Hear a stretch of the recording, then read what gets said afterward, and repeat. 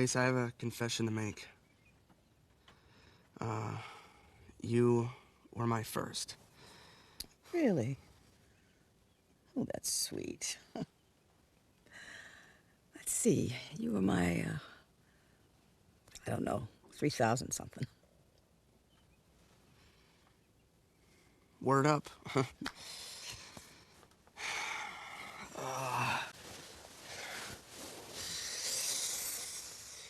Should have worn a condom.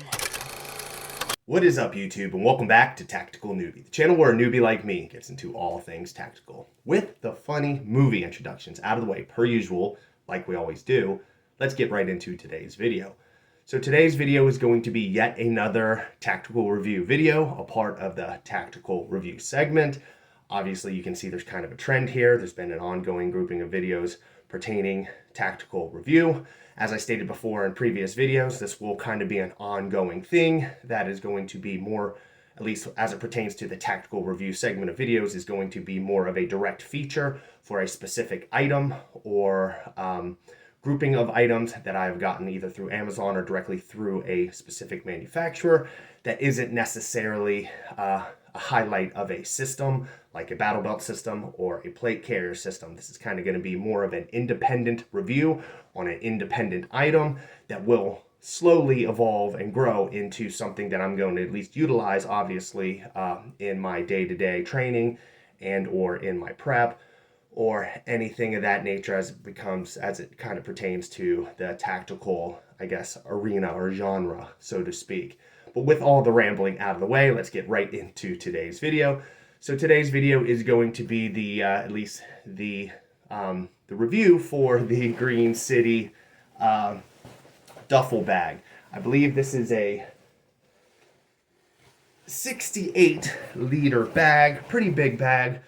For the most part, what I'm going to utilize this bag within itself is going to be at least holding some of my specific plate carrier systems and battle belt systems, more specifically my Ranger Green one, which is going to be my Cry JPC plate carrier with my Ranger Green Dutacti battle belt. I believe that's what it is. But all things considered, this is kind of a bag that I'm going to kind of implement a little bit more with either on-the-go applications or for on-site training seminars, training lessons with instructors or anything like that, or even in specific aspects where I'll be doing at least a little bit more in-depth range training.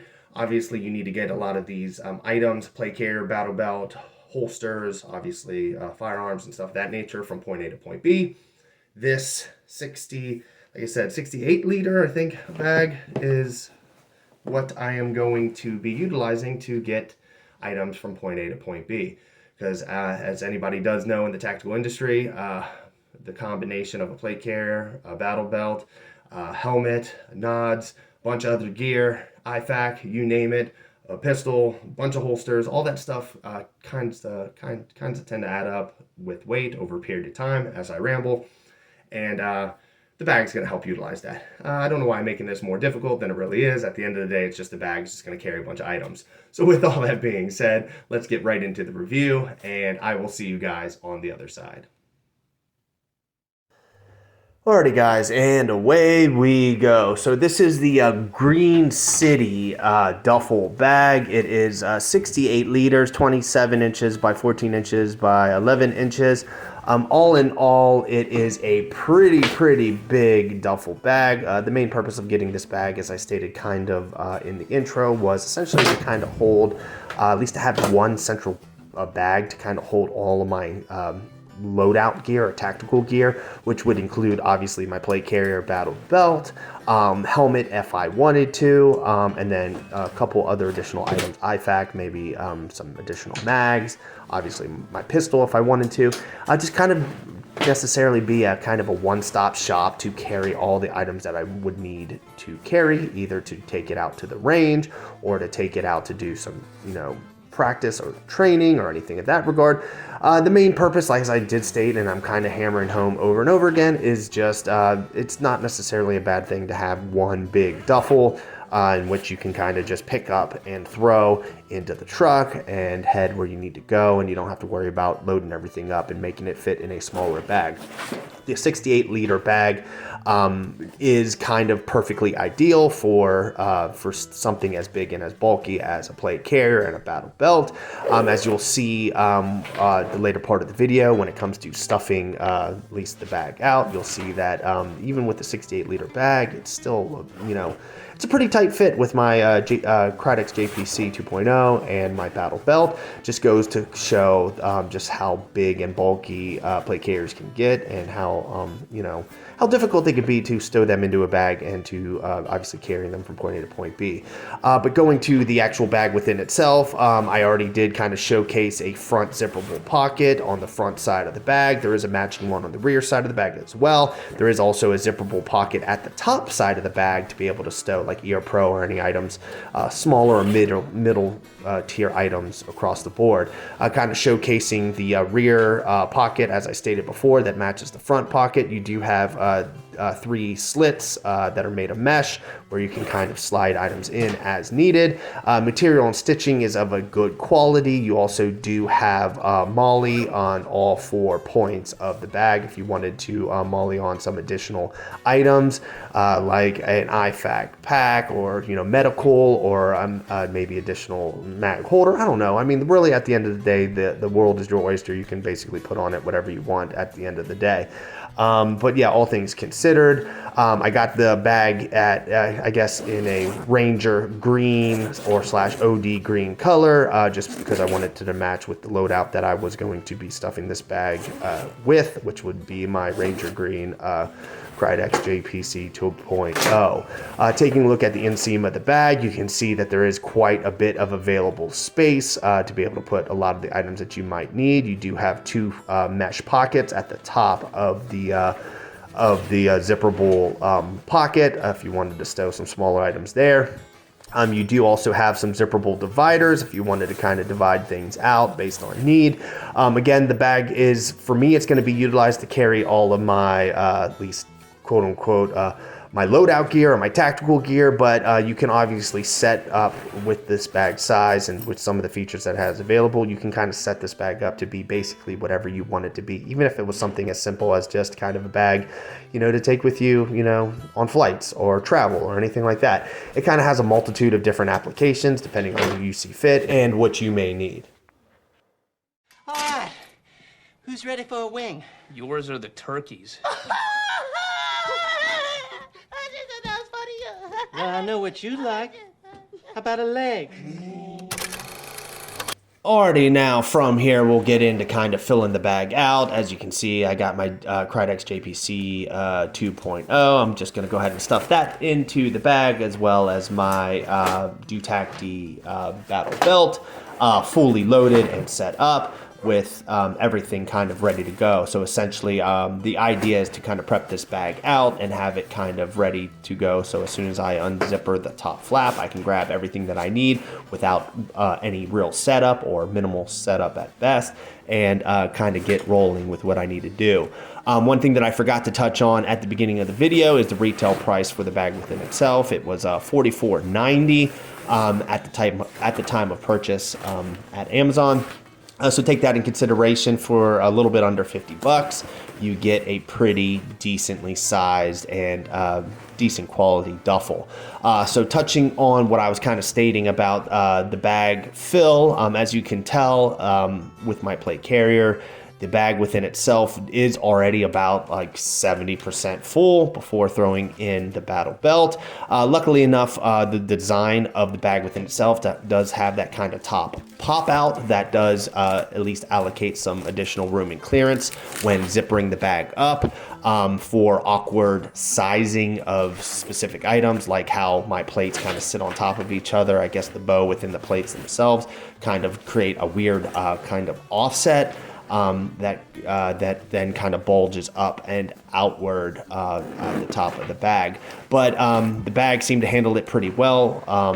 All in all, I was able to zip everything up without having to really kind of press everything down and kind of force, everything down like what you kind of have to do when you overstuff a suitcase or anything like that. So I had no real issues on that regard, and was still actually able to pack some additional items on that top zipperable pocket on the top of the flap of the bag. But yeah, you'll just kind of wrap up with me kind of zipping everything up, which is actually a highlight that I'd like to touch on. The zipper quality is very, very good. Not getting any catches or any tags or any type of like resistance when it comes to zipping the bag up. As it pertains to longevity, only really time will tell on how long these zippers will hold, obviously under repeated stress and tension, especially if you have this bag kind of packed out fully. But all in all, the zippers do seem to be of a fairly decent quality, but as I stated before, only time will tell how long they will last. Now, one thing that I'd like to touch on real quick before I get some comments down, obviously in the comment section, how I kind of stuffed this bag out with my plate carrier and battle belt isn't going to be the end all be all way on how this bag will be packed out in finality.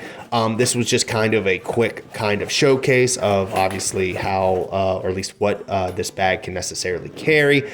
So if anybody's going to start kind of criticizing some of the packing methods of this specific bag, just keep in mind that that is not how it's going to sit for long. Again, it was just a part of just display of the video within itself. Now from here, just kind of wrap up the video, just showcasing some of the other items that I did stuff into the bag and some of the additional pockets. I did stuff a sling down in the front pocket of the bag within itself. Also did put some ear pro and an additional holster for my Glock 19X. All in all, this was just kind of, again, to showcase just kind of a max packing scenario and just how much this bag can actually hold, all things considered. The actual packing method within the bag itself will be handled off camera. But yeah, all in all, it's a pretty good bag. Guys, I hope you liked the video. Of course, make sure to like and or subscribe to the video. Let me know what you think of today's video in general. Let me know what you think of the Green City 68-liter duffel bag, as I kind of lengthily kind of described in the intro. This is essentially just a duffel bag meant to carry items. Should have kind of narrowed that down a little bit better at the intro, but hey, a part of the Tactical Newbie channel, you're going to get kind of the good, bad, and the ugly with everything pertaining not only to the tactical industry, but YouTube content creation. With all that being said, I think I am going to kind of utilize this bag quite a bit, obviously, like I said, through traveling from point A to point B with specific gear, more specifically my Ranger Green setup, which is my Krydex plate carrier, JPC 2.0. It's that clone of the Cry JPC. All things considered, I'm going to kind of stow everything on here, kind of be a good on-the-fly bag to be able to take from the closet, put into a truck, and go where I need to go for training. But with all that being said, let's touch on the same stuff that I normally touch on at the end of every video. I do have a Twitter/X. Link is down in the description down below. Hit the link if you would like to follow me there. I also do have a Patreon. Feel free to hit the link down below as well if you would like to at least contribute some sort of patronage to the Tactical Newbie channel through membership. Keep in mind, any sort of patronage whatsoever does help the Tactical Newbie channel propel forward, obviously grow, and hopefully provide more content to you guys, the viewers, in a faster time frame. If you don't obviously want to do either one of those things, you can also just, like I stated before, hit the like button or hit the subscribe button, both of which will obviously help platform the video through the algorithm and help appease the YouTube gods, and in turn get more views, which then helps the videos and the channel grow. But with all the rambling out of the way, I will see you guys next week.